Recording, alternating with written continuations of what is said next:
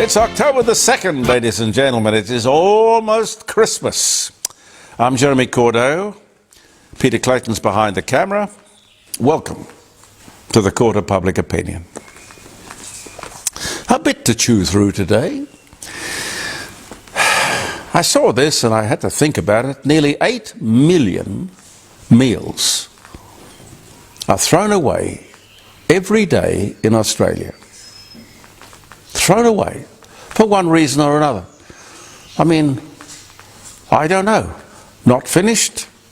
In the fridge too long? God knows. But how many people could that feed? Well, obviously 8 million. But what a waste. Shocking waste. I hate waste. We're going to do some more, particularly around the dining room table, jeremycordeaux.com on a Friday morning, 9 till 12, on the subject of waste. Throwaway stuff, you know, throwaway society stuff. We've become very strange as a community, haven't we?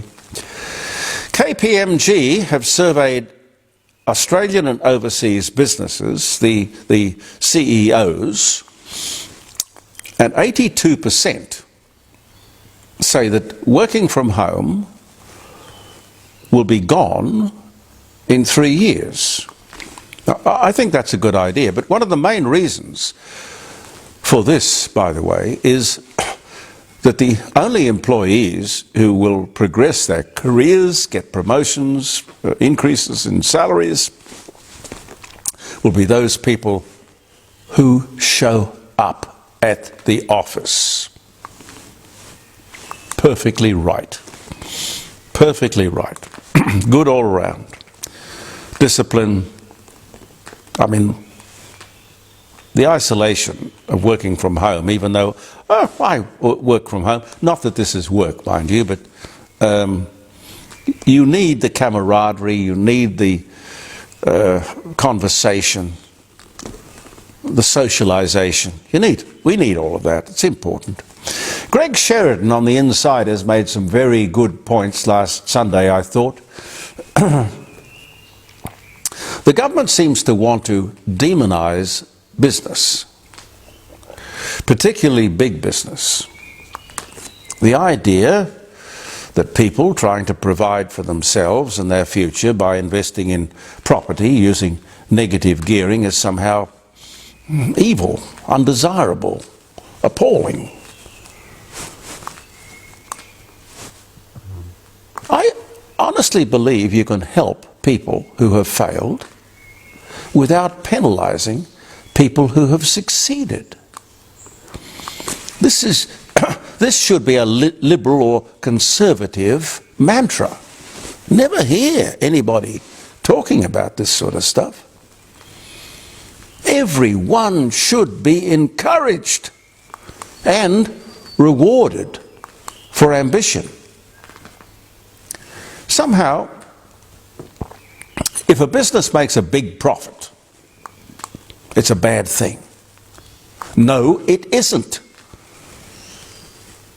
Profit, as I understand it, is a reward for effort and ingenuity. That's what this country needs. Every country needs. And remember, those profits are distributed to shareholders. They're not gobbled up by the executive class. They get recompensed, but the profits go to shareholders. We will never get anywhere if we tax and discourage and demonize success. You only have to look at Ireland, for example, a high taxing basket case, not so long ago. They, with great courage and I suppose it was a bit of a gamble, they cut the corporate tax to 12.5%. It was 32%. 32% down to 12.5%. And you know what? The place has boomed. It's as clear as day. The more tax you charge, the less money you collect. And this mob want to introduce a super tax profit? Well, in fairness, it's the Greens, but the Greens, if push comes to shove, will do a deal, or the Labor Party will do a deal with the Greens, and God knows what that deal will incorporate, probably a super profits tax. What absolute rubbish! Here's another example. Let me give you the example of Delaware in the United States. I've got a picture over there of Washington crossing the Delaware. It's a classic American Revolutionary War picture. But I'm talking about the state, not the river. Delaware in the United States, the most popular state in the Union for corporate America. 2/3 of Fortune 500 companies are incorporated in Delaware. 80% of startups make Delaware their corporate home. They only have 1 million people in the whole state. And they are home to well over 1 million companies, corporations. News Limited, or News Corp, used to be headquartered here in Adelaide, Australia. They up and moved to guess where? Delaware.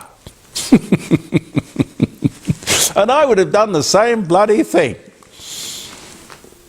But I tell you what, if I'd been Rupert Murdoch, I'd have put it on the front page of every one of my newspapers. I mean, the reason for shifting. And that is tax. Tax. Capital, you see, ladies and gentlemen, is mobile. I love the way the South Australian government spends taxpayers' money on an ad campaign to tell us what a good job they are doing on health. Now, we know, I'm sure you know, I know, it's a shambles. But they will spend our money, glossy advertising, to tell us what a good job they are doing. It's bull. Please don't be fooled. It's like climate change. Of course the climate's changing all the time, but you know, there's no catastrophe. It's like climate change. You tell a lie often enough and people will believe it. You brainwash them.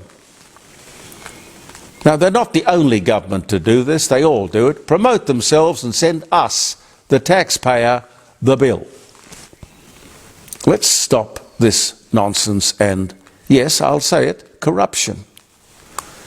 You want to go out there and save your skin? Fine.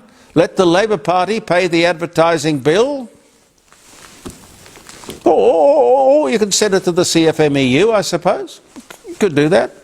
The government is very big on housing, by the way, speaking of the CFMEU. Very big on housing, shortage of, need for more.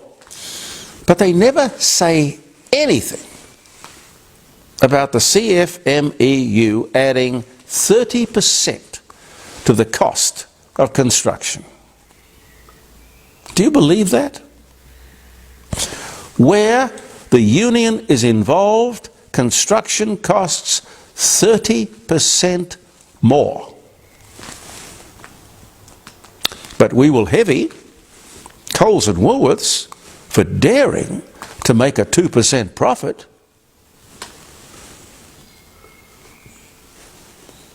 But then again, the supermarkets don't give the Labor Party $6 million a year. And the CFMEU does. Again, Jeremy, where is the Liberal Party on all this?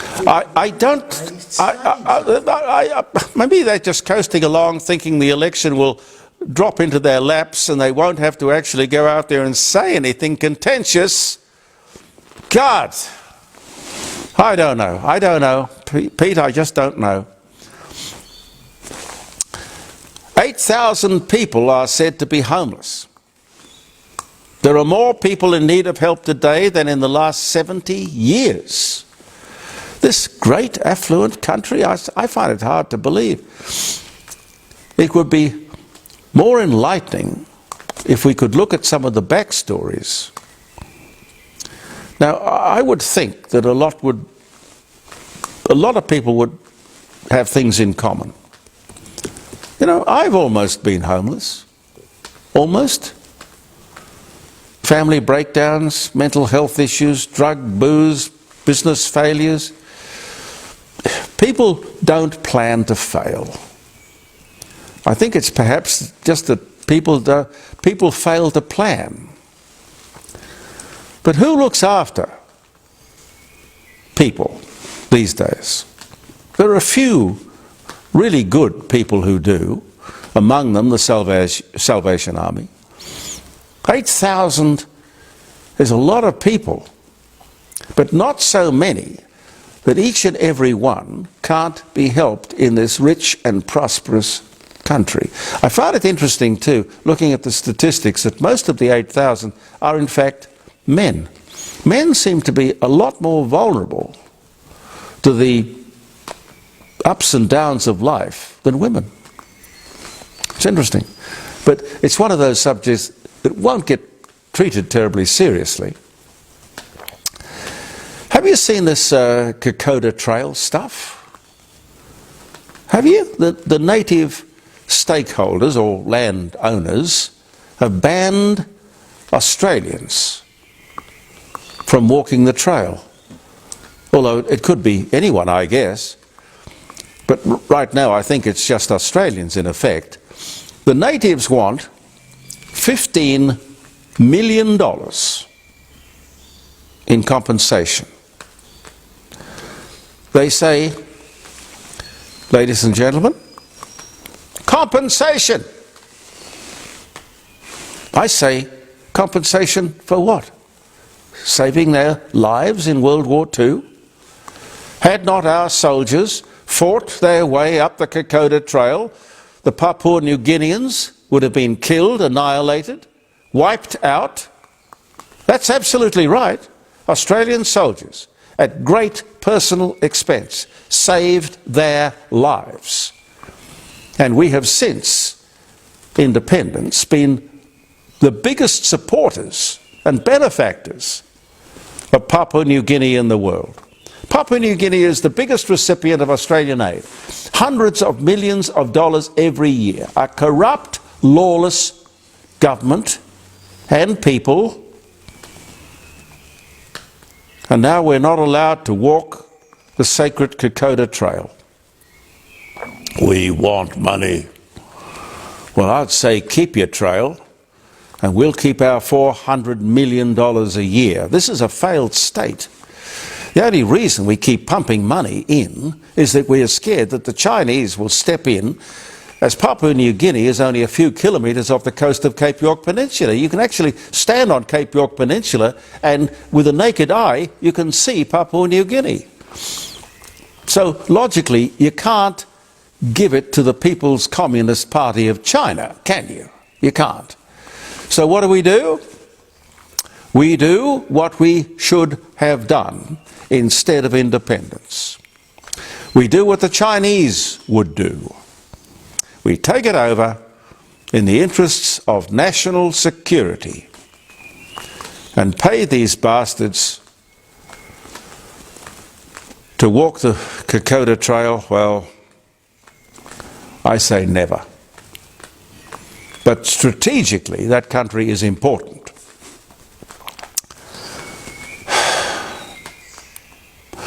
You know, there are many disabled workers who work in sheltered workshops around the country, the so-called ADEs. They can be paid, I know, as little as $6 an hour. And they should be paid about $25 an hour. They have no chance of a job in the regular workforce. But here, in these sheltered workshops, they have dignity. They have purpose, camaraderie, and are clearly happy.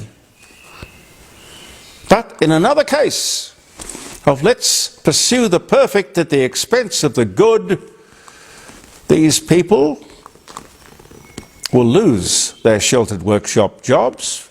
They will not get a job if the employer has to pay the award rate. sheltered workplaces will close down. Everyone loses. The do-gooders, the lefties, the elites will move on, sip their Chardonnay, and never look back. And who will suffer? The people they were trying to help. As so many times I have said to you, the road to hell is paved with good intentions. God save us from these people. How much time have I got, Pete? Yeah, got a bit. A bit. The never-ending abortion debate continues, particularly in America at this time of election. But it is profound and polarizing, and in jurisdictions all over the world. It's not or shouldn't be political. It's not or shouldn't be legal. It's not a medical crisis. It's a media circus, yes. It's a simple decision with understandable religious overtones. A very difficult decision. Life is sacred. But here's what I would say to you. A woman's fertility is between her and her doctor. No one else. Also this, that abortion at 9 months should not be allowed in any circumstance, in my opinion. That is a full-term pregnancy. Now, if I can just reflect a little bit here, in my day, it was a regular procedure that at about 8 weeks, a woman was advised to have an amniocentesis. I never hear anybody talking about an amniocentesis these days. This was to determine if the fetus had abnormalities, perhaps Down syndrome, at which time the doctor would suggest an abortion. Not order, suggest. But in this crazy world, you probably can't abort a pregnancy because it was deficient or subnormal. You probably can't even say what I've just said. You can't even argue that argument. Well, I'm sorry, we'll stuff that. I say what I believe to be true. Can we please reclaim the words common sense? Not too much to ask for, is it? I don't know. A few dates, ladies and gentlemen, on this Wednesday, which is October the 2nd. I hope it's going to be a great day, depending on what time of the day you're looking at this, here on Facebook, and Andy Martin will send it around the podosphere. Is the thing called a podosphere? Well, there is now. You just created it. The podosphere. Okay, October the 2nd. And the program, by the way, is brought to you with the best wishes of the Rising Sun. The Rising Sun Inn on 60 Bridge Street at Kensington. Beautiful old world pub with lots and lots of charm. 1845 it was built. Handmade bricks, open fires, exposed timbers, all of the atmosphere that you would expect. It is the award-winning best pub or inn in South Australia. And they've got the certificate there and the award in the bar to prove it. Have a talk to Grant if you're looking for a quiet dinner for two or a big function. Doesn't matter. 8333 0721. 8333 0721. You will love the Rising Sun Inn, Kensington, here in Adelaide. If you're coming to town, make sure you drop in, make that a place to visit. Beatrix Potter's Tale of Peter Rabbit is published by Frederick Warne and Co., that publishers, in London, on this day in 1902. Phileas Fogg sets out on his journey as depicted in Jules Verne's Around the World in 80 Days on this day in 1872 in a balloon, and other means of transport. Rock Hudson, American actor, Pillow Talk, Farewell to Arms, Ice Station, Zebra, dies of age-related complications at 59. It was 1985. I don't think he ever admitted that he was gay, did he? I think so. Well, I think everyone knew.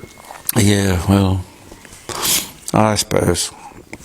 I hope he was a happy man. I don't know. 1942, World War II, British Royal Navy boards the floundering German U-boat U-559, retrieving the abandoned Enigma code machine before it sinks. Unfortunately, 2 British sailors go down with the sub, but the Brits got the Enigma code machine, which helped them to crack the code and win the war. Big day. This day, October 2nd, 1942. First cartoon comic strip is printed in a newspaper, 1895 on this day. Thomas Lipton, the British, well, actually he was Scottish, I think. 5 times American Cup challenger, tea merchant, Lipton's Tea, dies at 81. It was this day in 1931. Mahatma Gandhi, Indian independence activist and spiritual leader, born in British India. He died in 48, but born this day in 1869. Tom Petty, you like Tom Petty, Pete? Tom Petty, American classic rock singer, songwriter. Tom Petty and the Heartbreakers, American Girl, Travelling Wilburys, Last Night, I Won't Back Down, dies of an accidental overdose. Oh, what a tragedy. He was only 66. This day in 2017. Homing pigeons average a record 133 kilometres per hour in an 1,100 kilometre race in Australia on this day in 1971. Wow. Don McLean, American singer-songwriter, American Pie, Vincent, born New York, 1945. We are the same age. Gene Autry, American cowboy singer, songwriter, actor, musician. Back in the saddle again. Rudolph the... Hey, he did. He wrote Rudolph the Red-Nosed Reindeer. Did he? Yeah, he did, yeah. Gene Autry. Business tycoon. He owned the MLB Angels team, 61 to 97. He dies of lymphoma at 91. He also owned 200 radio stations across America. Gene Autry was quite a powerhouse. I think, have I got time for one more, maybe? Yeah. Oh, Groucho Marx, American comedian, Marx Brothers, you bet your life. Born in New York City, he died in 77, he was born this day in 1890. I loved Groucho Marx. What did he say? I wouldn't join any club that would have me as a member. And his wife, Barbara, when he died, Barbara went on to marry Frank Sinatra. Now listen, I hope you'll join us on Friday around the dining room table. We got a stack of guests, and I hope we will have you. JeremyCordeaux.com, live streaming 9 o'clock till 12. And down the bottom of that web page, you can see the link at the very top when you go to the web page, and that's how you tune in at 9 o'clock. But down the bottom, you've got all of the postings that we do here in the garage on a Tuesday and a Wednesday as well. So thank you very much for viewing the Court of Public Opinion. I'm Jeremy Cordeaux. Peter Clayton and I will be back next week. Believe in yourself, and thank you for viewing the Court of Public Opinion.